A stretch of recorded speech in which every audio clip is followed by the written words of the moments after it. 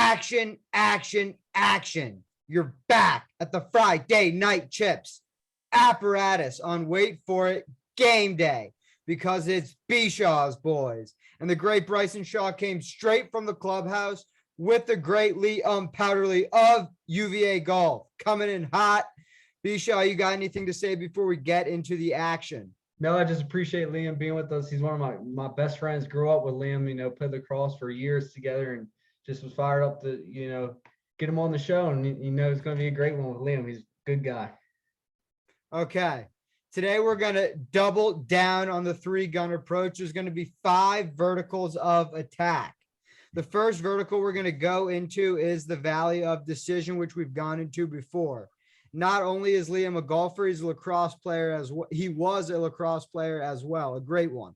Played for McDonough. So what I want to get to the bottom of is, when did you know which sport you were going to go with? Because I know for the great Bryson Shaw, and brother Bryson, correct me if I'm wrong, by around sophomore year, it was, it was kind of like, does a bear shit in the woods? I'm chasing the NFL.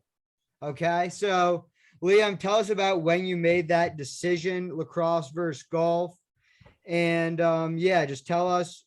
And did lacrosse ever become a sideshow? We want to get to the bottom of all of it, sir. Yeah, no. So I think the difference between me and Bryson, he's an absolute freak athlete. So I wasn't dealing with football on the other side. I was dealing with golf. So I think in my point of view and kind of my journey, 2 totally different sports, as golf is so much more individualized. Mm-hmm. And I think that I was kind of balancing this team atmosphere compared to being an individual, being out on the course. And I think it didn't really hit me until my sophomore summer.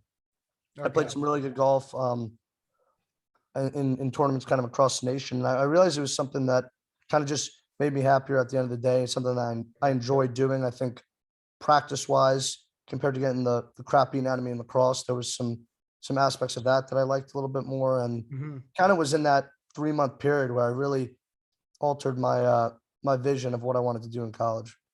Okay. Now, Liam, when we were young, you're a heck of a hockey player too, weren't you? Yeah, way back in the day, I used to play hockey with a couple of our old buddies. So yeah, no, we were doing it all back then.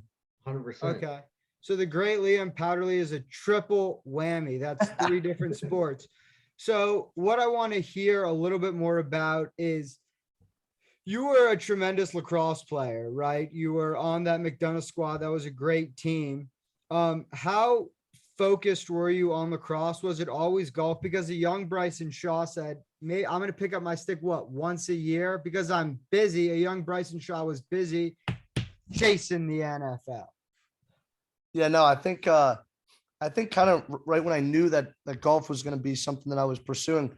I know Bryce and I used to joke about it all the time, how probably little we really did pick up our sticks in practice, especially junior and senior year. It wasn't until the season came around where we were actually hitting the wall. And I think it shows to the commitment that we were putting it into the other fields. But obviously, when we took the field in lacrosse, we both wanted to win, and we definitely cared about it. But I think for me, kind of once I knew where my path was going, it was very, very few times was I sacrificing maybe golf practice per se to be working on my lacrosse game. Right. And I think it's important to note as well that Liam and I and other kids on our team, we were playing lacrosse year round at a very young age. So it was kind of like that second nature, just to pick up a stick and just go out there and play. Because growing up, that's lacrosse, we did it year round, club, just year round. So I think that allowed us to still be good in high school and focus on our primary sports. Absolutely. Yeah. These guys pick up their lacrosse stick once a year, bench press you. Okay, they bench press you. Pick up a lacrosse stick once a year, bench press you. Okay, maybe Bryson, but I wasn't doing too much hitting out there, but definitely Bryson. Yeah, no, Bryson loves to hit. This audience knows that. He will put your head in a pretzel. I've seen it. Okay, vertical number 2, which this audience is maniacally focused on getting to the bottom of. They want to know everything about it, because Bryson brought it up last episode, which is the L.I.V League golf catastrophe. We're hearing so much about it. It's basically a firestorm. We're hearing they're in cahoots with the Saudis. We're hearing all sorts of stuff. This audience just wants one clear answer with no spin. Right. What is the L.I.V Golf League? What can fans expect? And what can golfers expect from it? We want to hear all about this thing. So I'll break it down as simply as I can. So basically, there was this guy, Greg Norman, who used to be on the PGA Tour. He's a Hall of Famer, and Okay.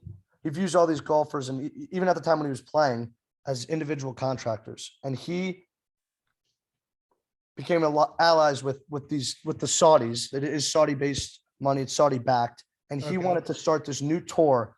That's kind of this new spin on golf where it's 54 hole shot. It's shorter rounds or shorter. It's not a full 72 holes. So it's 54 holes. It's 3 days instead of 4.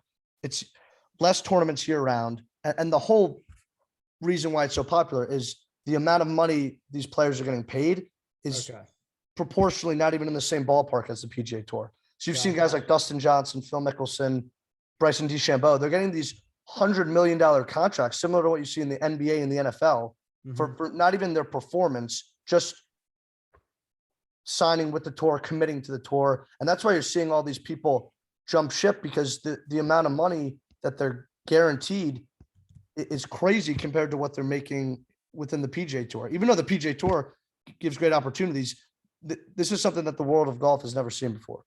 Okay. No, I've seen I'm not too caught up with it all, but I've seen like the PGA Tour when guys say they're going to go play in that league, Right. They're kind of like or suspending them or banning them, whatever. Now, has the L.I.V golf, are they letting the guys like if playing other promotions, I guess it is, or they once they're with that's a great question. The PGA Tour and the European Tour have banned any players who have committed to L.I.V golf. And what the craziest thing that just happened was the Ryder Cup is USA versus Europe. And this year the captains are going to be, or the European captain was supposed to be Henrik Stenson.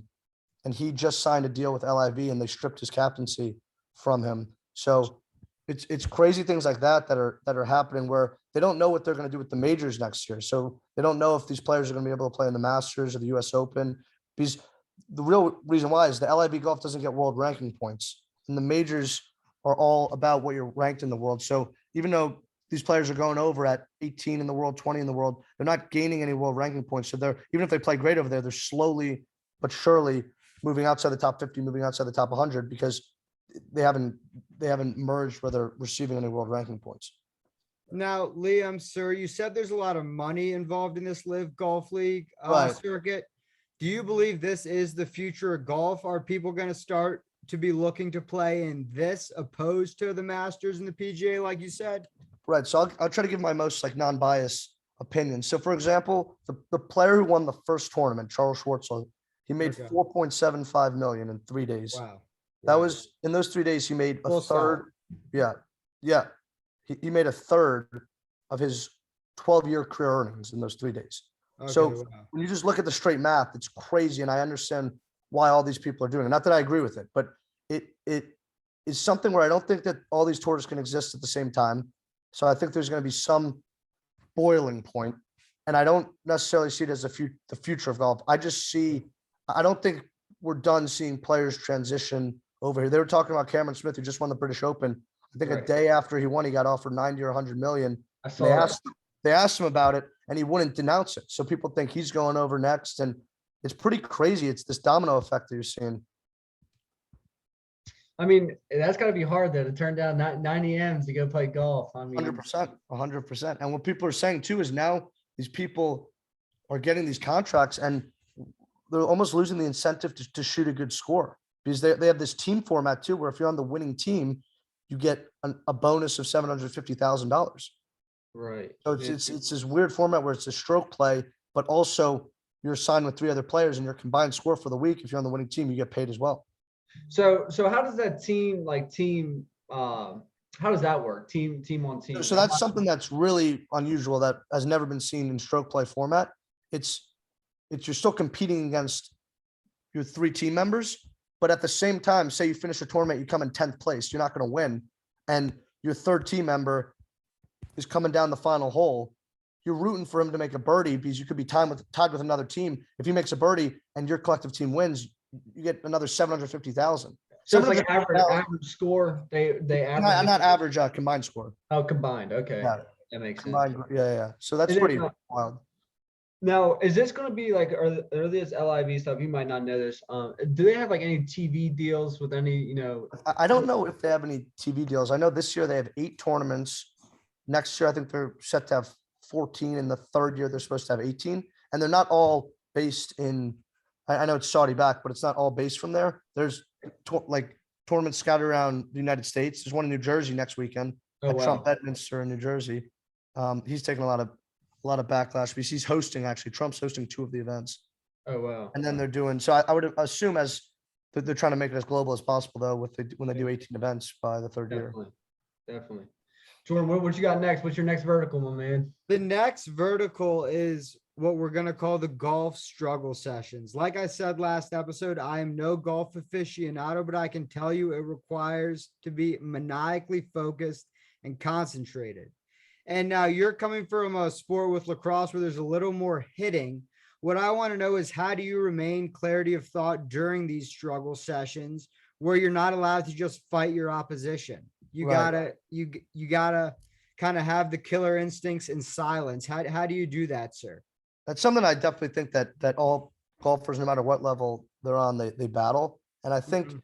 one of the hardest things was in contact sports or team sports is kind of 2 things. Is one thing that I wrestled with is like the harder you try is not a direct correlation in golf of how well you'll do. Oftentimes it can be the opposite. Yeah. It can go in the worst direction where you're like, you get angry, you get pissed off, you're trying to fire yourself up. And it's just sometimes, I mean, for some people it works, but that's a hard way to just try to be successful in golf, I feel like. And the Yeah. other thing that's different than being on team sports is you shoot what you shoot at the end of the day. There's no real hiding.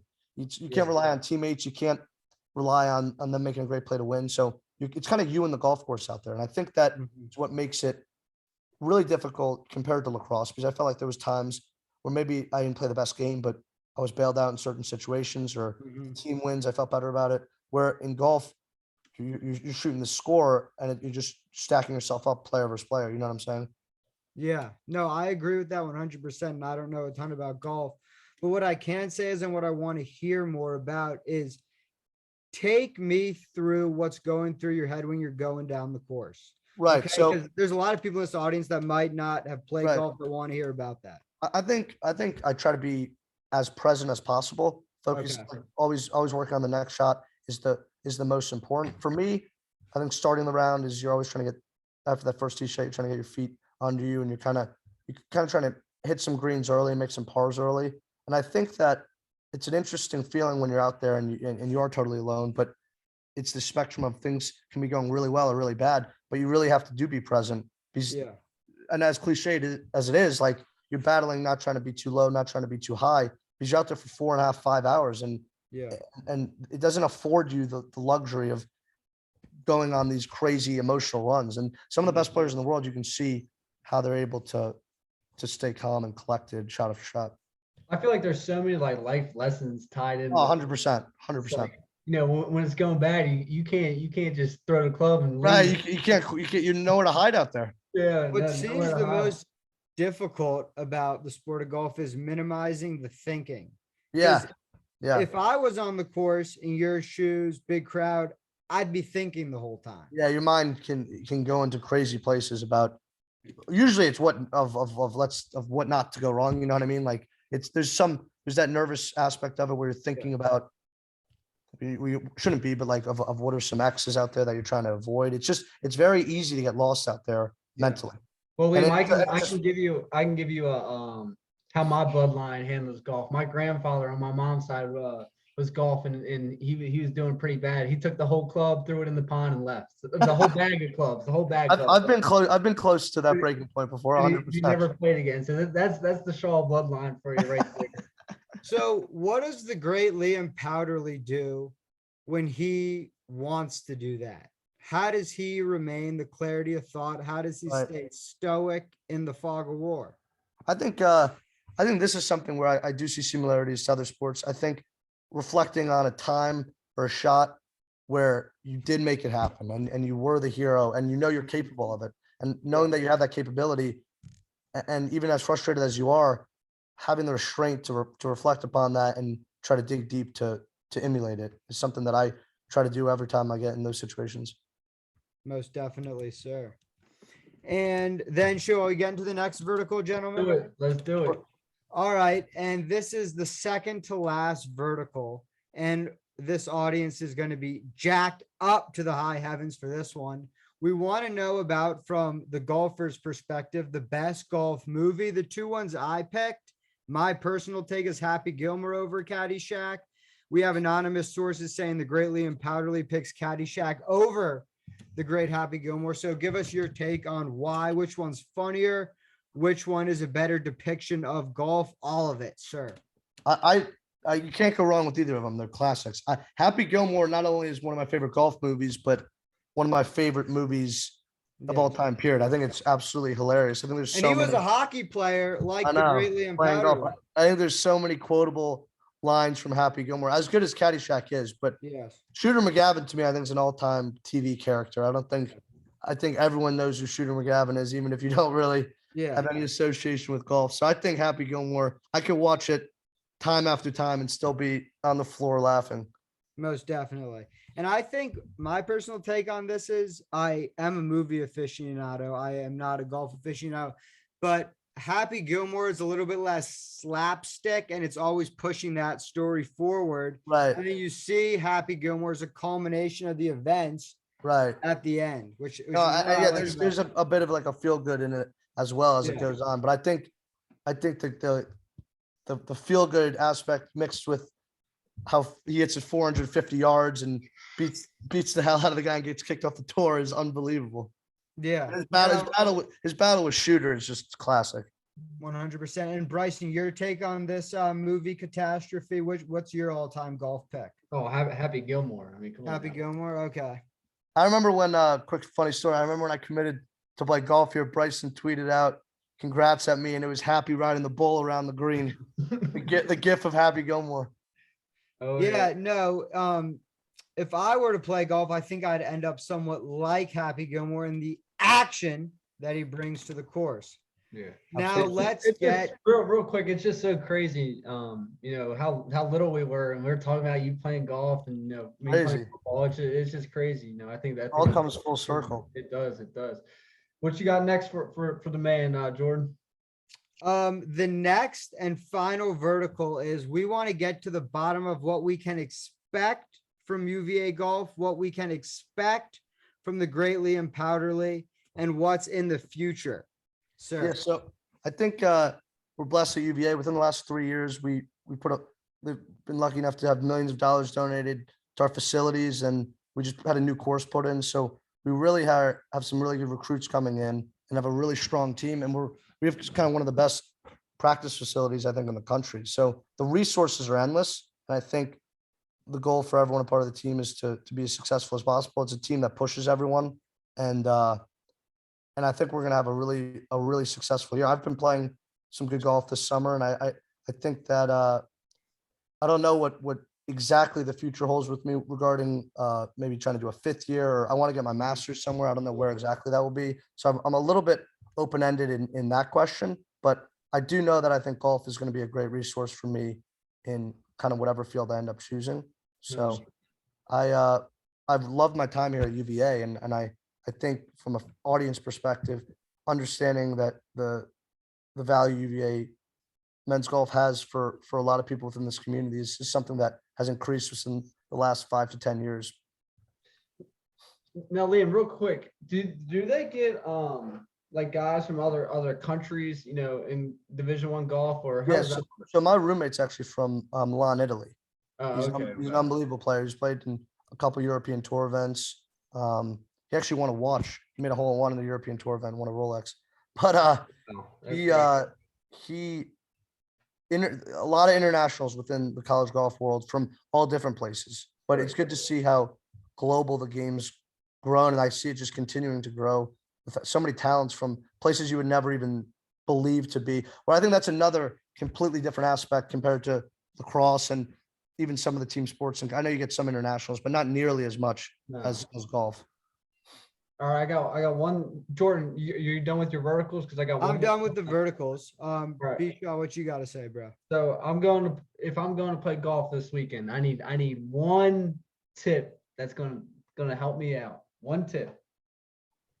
I would say it's just one tip, and then I'm just gonna build off for a second. I would say tempo. I think that a lot of amateurs, especially people who don't play a lot, they want to hit the driver as hard as they can, and they get frustrated super easily. I think when you get the club to the top this weekend, if hypothetically, if you could just feel like you're giving it a little pause to the golf gods, you're always going to be, it's always going to feel longer than it actually is. It's really going to be so quick in motion. I think that will help a lot of people from hitting a lot of offline shots or getting super frustrated. Just giving a little tempo, a little bit of a 1-2. I'll be trying that out for sure, my man. All right, Jordan, is that it, or? I think that's it. I'm going to give you a few closing words, and I just want to say the Friday night chips apparatus is on the march. We're coming in hot. We're taking action, but this is just for starters. So stand by, strap in, lock in. It was a great game day with the great Liam Powderly, B-Shaw's boys.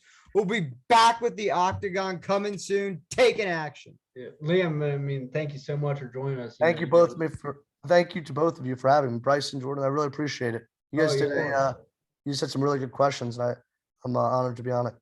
All right, my man. We'll see you.